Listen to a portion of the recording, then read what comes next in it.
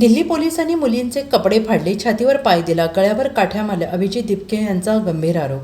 दिल्ली पोलिसांनी सोमवारी संसदेवर काढण्यात आलेल्या मोर्चातील तरुण आणि तरुणींना अमानुषपणे मारले. दिल्ली पोलिसांनी 12 वर्षाच्या मुलीचं डोकं फोडले, 15 ते 16 वर्षाच्या मुलीचे गळे पकडले. मी एका मुलीला पोलिसांनी मारताना स्वतः बघितलं आहे. या मुलीचे कपडे पोलिसांनी फाडले, तिच्या छातीवर पाय देऊन मारले. एका मुलीच्या गळ्यावर पोलिसांनी काठीचे फटके मारले, त्यामुळे ही तरुणी गंभीर जखमी आहे.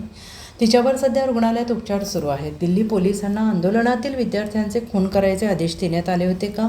धर्मेंद्र प्रधान यांना वाचवण्यासाठी नरेंद्र मोदी यांना आणखीन मुलांचे खून करायचे आहेत का, असा सवाल कॉक्रोच जनता पार्टीचे संस्थापक अभिजित दिपके यांनी केला आहे. ते मंगळवारी दिल्लीच्या जंतर मंतर येथे प्रसारमाध्यमांशी बोलत होते. आम्हाला काल आमचा संसद मार्च मागे घ्यावा लागला. पोलिसांनी आणखीन मुलांची डोकी फोडू नयेत म्हणून आम्ही हा निर्णय घेतला.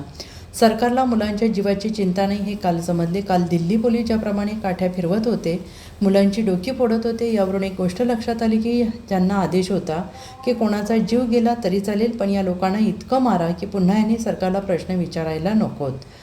पोलिसांना वॉटर कॅनन वापरता आले असते, पण पोलिसांनी अमानुष लाठीमार केला, असे दिपके यांनी म्हटलेलं आहे.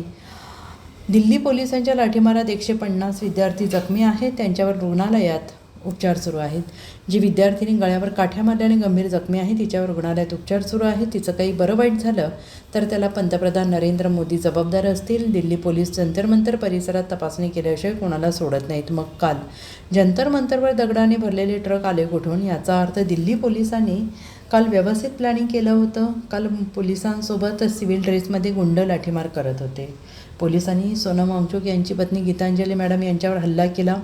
संदीप लांबा नावाच्या पोलीस अधिकाऱ्याने त्यांचे केस खेचले. माझ्यावरही लाठीमार झाला, असं दिपके यांनी म्हटलेलं आहे.